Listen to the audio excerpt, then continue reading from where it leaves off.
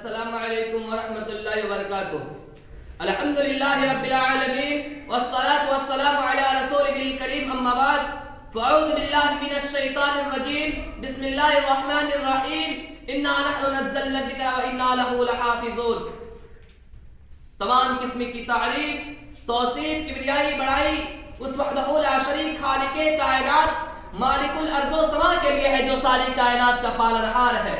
بعدہ درود و سلام نازل ہو اللہ کے تمام انبیاء علیہ الصلوۃ والسلام پر، بالخصوص و ہستی مقدس تاجدار مدینہ محمد مصطفیٰ احمد مصطفیٰ صلی اللہ علیہ وسلم پر. برادران اسلام، قرآن کریم رہتی دنیا تک کے تمام انسانیت کے لیے چشمہ فیاض ہے، تو دوسری طرف فصاحت و بلاغت، کلام و بیان، ادب و لغت کا وہ شاہکار ہے جس کے سامنے بڑے بڑے ادبا و ماہرین فن اپنے گھٹنے ٹیک کر اپنی بے بذاتی اور بے مائگی کا اعتراف کرنے پر مجبور ہو گئے. میرے عزیز ساتھیو، یہی قرآن ہے جسے اللہ تبارک و تعالیٰ نے اپنے آخری پیغمبر جناب محمد رسول اللہ صلی اللہ علیہ وسلم کے اوپر نازل کیا، اور دیگر آسمانی کتابوں کے برعکس اللہ نے اس کتاب کی حفاظت کی ذمہ داری خود اپنے اوپر لے لی. خود اللہ رب العالمین کا فرمان ہے قرآن کریم کے اندر 14ویں پارے میں، انا نحن نزلنا الذکر وانا لہ لحافظون. یہ ہم نے اس کتاب کو اتارا ہے اور ہم ہی اس کے محافظ ہیں. یہی وجہ ہے کہ آج سے 1400 سال پہلے میرے عزیز ساتھیوں جو قرآن تھا، آج بھی حرف با حرف وہی قرآن آج ہمارے ہاتھوں میں، آج ہمارے سینوں میں موجود ہے. میرے عزیز ساتھیوں، یہی وہ قرآن ہے جسے اللہ تبارک و تعالیٰ نے تمام انسانیت کے لیے اللہ تبارک و تعالیٰ نے ہدایت و شفا بنا کر نازل کیا. قرآن کریم کے اندر ایک آیت ہے، وَيَوْمَ نَبْعَثُ مِنْ كُلِّ أُمَّةٍ شَهِيدًا عَلَيْهِمْ مِنْ أَنفُسِهِمْ وَجِئْنَا بِكَ شَهِيدًا عَلَى هَؤُلَاءِ وَنَزَّلْنَا عَلَيْكَ الْكِتَابَ تِبْيَانًا لِكُلِّ شَيْءٍ وَهُدًى وَرَحْمَةً وَبُشْرَىٰ لِلْمُسْلِمِينَ. کہ اے نبی جناب محمد رسول اللہ صلی اللہ علیہ وسلم، آپ انہیں اس دن سے خبردار کر دیجئے جس دن ہر امت میں سے ایک گروہ کو تیار کیا جائے گا جو اس کے مقابلے میں شہادت دے گی، گواہی دے گی، اور یہ اسی شہادت کی گواہی کی دلیل ہے جو اللہ تبارک و تعالیٰ نے قرآن کریم کو نازل کیا. اور سورہ بقرہ کے اندر اللہ رب العالمین کا فرمان ہے کہ شہر رمضان الذی انزل فیہ القرآن، کہ رمضان وہ مہینہ ہے جس میں قرآن نازل کیا گیا، اور جو لوگوں کے لیے ہدایت ہے. کیسی ہدایت؟ اللہ نے اس کی بھی وضاحت کر دی، ھدی للناس وبینات من الہدی والفرقان. چنانچہ میرے عزیز ساتھیو، یہی وہ کتاب ہے، یہی وہ قرآن ہے جو حق اور باطل کے درمیان فرق کرنے والی ہے. محترم حضرات، اس آیت کریمہ میں اللہ رب العالمین نے قرآن کریم کو ھدی للناس سے تعبیر کیا ہے. تو معلوم ہوا ہے کہ قرآن کریم تمام لوگوں کے لیے ہدایت ہے، چاہے وہ کسی بھی مذہب کا ماننے والا ہو. اور وہ بھی کیسی ہدایت؟ اللہ نے اس کی بھی وضاحت کر دی، وبینات من الہدی والفرقان. چنانچہ جس کا بھی تعلق اس کتاب سے ہو گیا وہ تمام لوگوں میں افضل اور ممتاز ہو گیا. چنانچہ میرے دوستو، جو فرشتہ اس کتاب کو لے کر آیا وہ فرشتہ تمام فرشتوں میں افضل، قرآن نے اسے روح امین کا خطاب دے دیا. اور یہ قرآن جس نبی کے اوپر نازل کی گئی وہ نبی تمام نبیوں کا سردار، قرآن نے اسے وما ارسلناک الا رحمۃ للعالمین کا خطاب دے دیا. اور یہ قرآن جس مہینے میں نازل کی گئی وہ مہینہ تمام مہینوں کا سردار، قرآن نے اسے شہر رمضان الذی انزل فیہ القرآن کا خطاب دے دیا. اور یہ قرآن جس رات کے اندر نازل کی گئی وہ رات 1000 راتوں سے بہتر، قرآن نے اسے انا انزلناہ فی لیلۃ القدر کا خطاب دے دیا. اور یہ قرآن جس امت کے اوپر نازل کی گئی وہ امت تمام امتوں سے افضل، قرآن نے اسے کنتم خیر امت اخرجت للناس تأمرون بالمعروف وتنہون عن المنکر کہہ کر خیر امت کا خطاب دے دیا. لیکن میرے دوستو، اتنی ساری فضیلتیں نگاہوں کے سامنے ہوتے ہوئے بھی آج مسلمانوں نے قرآن کریم سے دوری اختیار کر لی ہے اور قرآن کریم کو بے فائدہ سمجھ لیا ہے. جبکہ اللہ رب العالمین کا خود قرآن کریم کے اندر ارشاد ہے، ان ھذا القرآن یہدی للتی ہی اقوم، اور یہ قرآن کریم وہ راہ دکھاتا ہے جو بالکل سیدھی ہے. تو میرے عزیز ساتھیو، قرآن کریم کے اتنے سارے فوائد آنکھوں کے سامنے ہوتے ہوئے بھی آج مسلمانوں نے قرآن کریم سے دوری اختیار کر لی ہے اور اسے بے فائدہ سمجھ لیا ہے. حالانکہ اگر میں یہ کہوں کہ اگر پوری دنیا کے اندر اگر کوئی ایسی کتاب ہے جس میں پورے طور پر انسانی زندگی کا نظام اور مکمل ضابطۂ حیات موجود ہے تو میں کہنے کہا کرتا ہوں کہ وہ صرف اور صرف قرآن کریم ہے. کیونکہ خود اللہ رب العالمین کا فرمان ہے، یہدی الی الرشد فآمنا بہ ولن نشرک بربنا احدا، کہ اللہ تبارک و تعالیٰ اس کتاب کے ذریعے ان لوگوں کو جو اس کے رضا کے طلب ہے، اللہ تبارک و تعالیٰ سلامتی کے طریقے بتاتا ہے اور اپنے اذن سے ان کو اندھیروں سے نکال کر اجالے کی طرف لاتا ہے اور راہ راست کی دعوت دیتا ہے. لیکن میرے عزیز ساتھیوں، بڑے افسوس کے ساتھ کہنا پڑتا ہے کہ آج مسلمانوں نے قرآن کریم کو بے فائدہ سمجھ لیا ہے، اور ایک پاکستان کا ملا مولوی ہے جو کہتا ہے کہ قرآن کریم تمہارے سمجھنے کی بات نہیں ہے، تم انگلی چلاتے رہو ثواب ملتا رہے گا۔ آج کچھ ایسے ملا مولوی ہیں جو اپنے پیٹ اور اپنے روزی روٹی کے بچانے کے خاطر کہتے ہیں کہ قرآن کریم تمہارے سمجھنے کی بات نہیں ہے بلکہ انگلی چلاتے رہو ثواب ملتا رہے گا۔ جبکہ میرے عزیز ساتھیو، اللہ تبارک و تعالیٰ خود قرآن کریم کے اندر ارشاد فرماتا ہے وَلَقَدْ يَسَّرْنَا الْقُرْآنَ لِلذِّكْرِ فَهَلْ مِن مُدَّكِرٍ، کہ ہم نے قرآن کریم کو بالکل آسان بنا کر نازل کیا ہے، تو کیا کوئی ہے نصیحت حاصل کرنے والا؟ میرے عزیز ساتھیو، یہ قرآن کریم سے دوری کا پہلا سبب تھا جو میں نے آپ حضرات کے سامنے رکھا۔ انہی دوریوں میں سے ایک دوری یہ بھی ہے کہ کیا قرآن کریم کو صرف زبان سے پڑھ لینا کافی ہے؟ نہیں میرے عزیز ساتھیو، اللہ تبارک و تعالیٰ نے قرآن کریم کو جس وجہ سے نازل کیا تھا، اللہ رب العالمین کا خود فرمان ہے ھدی للناس، اللہ تبارک و تعالیٰ نے تو اس کتاب کو ھدی للناس ہدایت حاصل کرنے کے لیے نازل کیا تھا۔ اور اللہ رب العالمین کا فرمان ہے قرآن کریم کے اندر کہ کتاب انزلناہ الیک لتخرج الناس من الظلمات الی النور۔ تو میرے عزیز ساتھیوں، قرآن کریم سے دوری کا دوسرا سبب تھا جو میں نے آپ حضرات کے سامنے رکھا۔ انہی دوریوں میں سے ایک یہ بھی ہے جو دوسرے اور پہلے سے زیادہ خطرناک ہے، جس کی وعید بھی شدید ہے، یعنی قرآن کریم کو سمجھنے کے باوجود اس پر عمل نہ کرنا۔ میرے عزیز ساتھیوں، جن کا یہ رویہ ہے کیا ان کے اوپر کمثل الحمار یحمل اسفارا اور لا یجاوز حناجرهم کی تعبیر صادق نہیں جاتی؟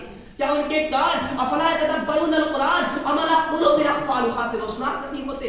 اس کے باوجود آج مسلمان نہ اپنے آپ کو قرآن کریم کے اوپر عمل کرنے کی ترغیب دلاتا ہے، نہ اپنی اولاد کو اور اپنے بچوں کو، اپنی فیملی کو قرآن کریم کا علم سکھاتا ہے، نہ ہی اس پر عمل کرنے کا تلقین کرتا ہے۔ جبکہ محمد رسول اللہ صلی اللہ علیہ وسلم کا فرمان ہے خیرکم من تعلم القرآن وعلمہ، کہ تم میں سب سے بہتر شخص وہ ہے جو قرآن کو سیکھے اور دوسروں کو سکھائے۔ یہی وجہ ہے کہ میرے عزیز ساتھیوں، کل جن گھروں سے آیتیں قرآن کے نغمے گونجا کرتے تھے، آج انہیں گھروں میں فلمی گانے اور مختلف قسم کی آوازیں آیا کرتی ہے۔ میرے دوستو، آج قرآن کریم سے دوری دیکھ کر آج آنکھیں اشکبار ہو جاتی ہے۔ آج میں دیکھتا ہوں کہ لوگ قرآن کریم کی تلاوت بھی کرتے ہیں اور قرآن کریم کے اندر 12 لفظ بھی پڑھتے ہیں اقیم الصلاۃ، لیکن اس کے باوجود آج مسلمان قرآن کریم سے دوری اختیار کر لیتے ہیں۔ آج میں دیکھتا ہوں کہ لوگ قرآن کریم کے اندر 12 لفظ بھی پڑھتے ہیں آتوا الزکاۃ، لیکن زکات دینے میں مخالفت سے کام لیتے ہیں۔ اور سب سے بڑی وجہ یہ ہے کہ آج میں دیکھتا ہوں کہ لوگ قرآن کریم کی تلاوت بھی کرتے ہیں، قرآن کریم کے اندر 12 انہ من یشرک باللہ فقد حرم اللہ علیہ الجنہ، اور کہیں وقضى ربک الا تعبدوا الا ایہ وبالوالدین احسانا والی آیت بھی پڑھتے ہیں، لیکن اس کے باوجود قبر پرستی کرتے ہیں۔ جبکہ میرے دوستو، محمد رسول اللہ صلی اللہ علیہ وسلم کا آخری وقت تھا، محمد رسول اللہ صلی اللہ علیہ وسلم مرض الموت کے اندر مبتلا تھے۔ اچانک محمد رسول اللہ صلی اللہ علیہ وسلم کبھی چادر کو اوڑھتے، کبھی ہٹا دیتے، اس حالت میں محمد رسول اللہ صلی اللہ علیہ وسلم نے ارشاد فرمایا کہ لعن اللہ الیہود والنصارى اتخذوا قبور انبیائہم مساجدا، کہ اللہ کی لعنت ہو یہود و نصارہ پر جنہوں نے اپنی نبیوں کی قبروں کو سجدہ گاہ بنا لیا۔ اور ایک وصیت بھی کہ اللہ کے رسول نے کہ لوگوں، تم میرے قبروں کو بت مت بنوانا، تم میرے قبروں کو مسجد مت بنوانا، تم میرے قبروں کو سجدہ گاہ مت بنوانا، تاکہ تم اس کی پوجا کرو، تاکہ تم اس کی پرستش کرو۔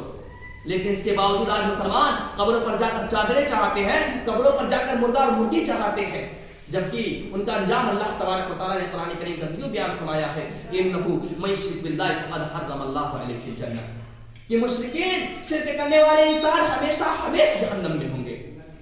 اور اللہ رب العالمین کا فرمان ہے کہ ان اللہ لا یغفر ان یشرک بہ ویغفر ما دون ذلک لمن یشاء، کہ بے شک اللہ تبارک و تعالیٰ شرک کو کبھی معاف نہیں کرے گا، اس کے علاوہ اللہ تبارک و تعالیٰ دیگر گناہ جس کے لیے چاہے گا معاف کر دے گا، اور جس کو چاہے گا اللہ تبارک و تعالیٰ سزا دے گا۔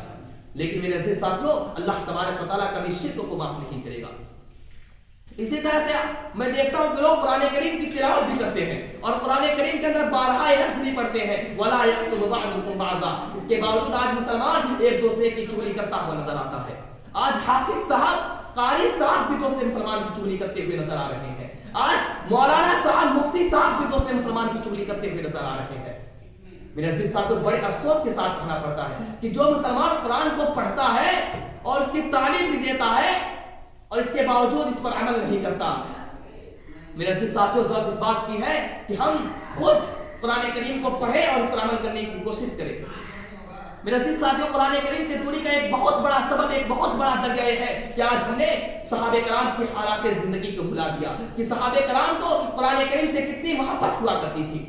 میرے دوستوں، جب صحابہ کرام کو قرآن کریم کی کوئی آیت یا سورہ معلوم ہوا کرتا تھا تو فوراً اس پر عمل پیدا ہو جایا کرتے تھے۔ جب اللہ نے قرآن کریم کے اندر اقیموا الصلاۃ تک کہا تو صحابہ کرام فوراً اللہ کے سامنے سجدہ ہو گئے۔ جب اللہ نے قرآن کریم کے اندر آتوا الزکاۃ کہا تو صحابہ کرام اللہ کے رسول جناب محمد رسول اللہ صلی اللہ علیہ وسلم کے دربار میں مالوں کا ایک انبار لگا دیا۔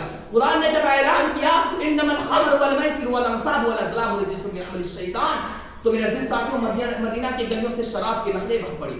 جب قرآن نے اعلان کیا کہ فاقتلوا المشرکین حیث وجدتموہم، جہاں مشرکوں کو پاؤ قتل کر دو، تو میرے عزیز ساتھیوں، اللہ کے اس حکم پر شمشیر برہنہ لے کر صحابہ کرام میدان جنگ میں کود پڑے۔ لیکن میرے عزیز ساتھیوں، آج ہماری حالات اس سے بالکل برعکس ہے، جبکہ یہی وہ قرآن ہے جس نے بہتوں کی زندگیاں بدل دی۔ جب حضرت عمر فاروق نے اپنی بہن کی زبان مبارکہ سے قرآن کریم کی چند آیت سنی تو ایک کہنے پر مجبور ہو گئی۔ حضرت عمر فاروق نے جب اپنی بہن کی زبان مبارکہ سے قرآن کریم کی چند آیتیں سنی تو ایک کہنے پر مجبور ہو گئے، اشہد ان لا الہ الا اللہ وان محمد رسول اللہ۔ جب جنوں کی جماعت نے قرآن کو سنا تو ایک کہنے پر مجبور ہو گئے سب، یہدی الی الرشد فآمنا بہ ولن نشرک بربنا احدا، کہ ہم نے ایک بہت ہی عجیب و غریب قرآن کو سنا ہے جو لوگوں کو ہدایت کی طرف بلاتا ہے اور راہ راست کی دعوت دیتا ہے، اور میں آج سے ایک وعدہ کرتا ہوں کہ میں اللہ کے ساتھ کسی کو شریک نہیں ٹھہراؤں گا۔ لیکن میرے عزیز ساتھیوں، آج ہم مسلمان ہیں، الحمدللہ مسلمان ہیں، اپنے پیشانی پر مسلمان ہونے کا دھبا بھی لگوا لیے ہیں، لیکن کیا آپ ذرا غور تو کریں، کیا ہم نے قرآن کریم کے اوپر ذرہ برابر بھی عمل کرتے ہیں؟ قرآن نے کہا والسارق والسارقۃ فاقطعوا ایدیہما جزاء بما کسبا نکالا من اللہ۔ قرآن نے کہا ولا تأکلوا اموالکم بینکم بالباطل۔ قرآن نے کہا وما آتاکم الرسول فخذوہ وما نہاکم عنہ فانتہوا۔ میرے عزیز ساتھیوں، ذرا غور تو کرو کہ ہم نے کسی ایک پر بھی عمل کیا؟ اگر ایک پر عمل کیا بھی تو دوسرے کو ترک کر دیا۔ میرے عزیز ساتھیوں، یاد رکھو کل قیامت کے روز اللہ کے رسول جناب محمد رسول اللہ صلی اللہ علیہ وسلم اللہ رب العالمین سے شکایت کریں گے، قال رب یا قوم ان اتخذ قوم هذا القرآن مہجورا، اللہ میری قوم ہے جس نے قرآن کریم کو جھٹلا دیا ہے۔ تو اس وقت ہم کیا جواب دیں گے اللہ رب العالمین کو؟ اس وقت ہماری حالت تو خاشعۃ ابصارہم ترہقہم ذلہ کی مثل ہوگی۔ تو میرے عزیز ساتھیوں، ضرورت اس بات کی ہے کہ ہم قرآن کریم کو پڑھیں اور اس پر عمل کرنے کی کوشش بھی کریں۔ محمد رسول اللہ صلی اللہ علیہ وسلم کی ایک بہت ہی پیاری حدیث مجھے یاد آ رہی ہے، میں یہ حدیث پڑھ کر اپنی باتوں کو ختم کروں گا۔ اللہ کے رسول جناب محمد رسول اللہ صلی اللہ علیہ وسلم کا فرمان ہے کہ یؤشک ان یأتی علی الناس زمان لا یبقى من الاسلام الا اسمه ولا يبقى من القرآن الا رسمه مساجدهم عامرة وهي خراب من الهدى۔ یعنی قریب لوگوں پر ایک ایسا زمانہ، ایک ایسا وقت آنے والا ہے کہ جس میں اسلام کا صرف اور صرف نام باقی رہ جائے گا، اس کی روح باقی نہیں رہے گی، اور قرآن کریم کے صرف حروف باقی رہ جائیں گے، حالانکہ اس پر عمل نہیں ہوں گے۔ میرے عزیز ساتھیوں، آج قرآن کریم کی خوب دستیاب ہے، قرآن کریم کے پڑھنے والے، قرآن کریم حفظ کرنے والے طالبہ بھی ہیں، لیکن قرآن کریم کو اپنی عملی زندگی میں لانے والے صفر کے درجے میں ہیں۔ میرے عزیز ساتھیوں، آج آپ مشاہدہ کیجئے اور اپنے قلبوں کو ٹٹول کر دیکھیے کہ آج ہم نے قرآن کریم کو اپنی عملی زندگی میں کس طرح اور کس حد تک داخل کیے ہوئے ہیں۔ آج لوگ قرآن کریم کی تلاوت صرف اس لیے کرتے ہیں تاکہ جائز ناجائز کاروبار میں اضافہ ہو جائے، تو کوئی قرآن کریم کو تعبیز بنا کر اسے گلے کا ہار بنایا ہوا ہے، تو کوئی قرآن کریم کو مرنے والے کے بخشش کے لیے استعمال کرتا ہے، تو کوئی قرآن کریم کو جھوٹی اور سچی قسمیں کھانے کے لیے استعمال کرتا ہے۔ میرے عزیز ساتھیوں، ذرا غور تو کیجئے کہ اللہ تبارک و تعالیٰ نے اس مقدس کتاب کو اس لیے نازل کیا تھا؟ نہیں، ہرگز نہیں۔ اللہ تبارک و تعالیٰ نے قرآن کریم کو وَالْبَيِّنَاتِ مِنَ الْهُدَىٰ وَالْفُرْقَانِ، اللہ تبارک و تعالیٰ نے حق اور باطل کے درمیان فرق کرنے کے لیے نازل کیا تھا۔ میرے عزیز ساتھیوں، جنہوں نے قرآن کریم کو اپنایا، جنہوں نے قرآن کریم کو تھاما اور اپنی عملی زندگی میں اسے داخل کیا، آپ کو میں بتلاتا چلوں کہ وہ کہاں سے کہاں پہنچ گئے۔ وہ صحابہ کرام تھے، وہ کوئی اور نہیں تھے، عرب کے بدو تھے، بکریوں کے چرواہے تھے، لیکن جب انہوں نے قرآن کریم کو تھاما تو قوموں کے مقتدی اور پیشوا بن گئے، اس قوم کے امام بن گئے۔ دنیا حیران و پریشان تھی کہ جاہل کیا سے کیا بن گئے، لیکن کسی کو کیا معلوم کہ انہوں نے اللہ کی کتاب کو تھاما ہے۔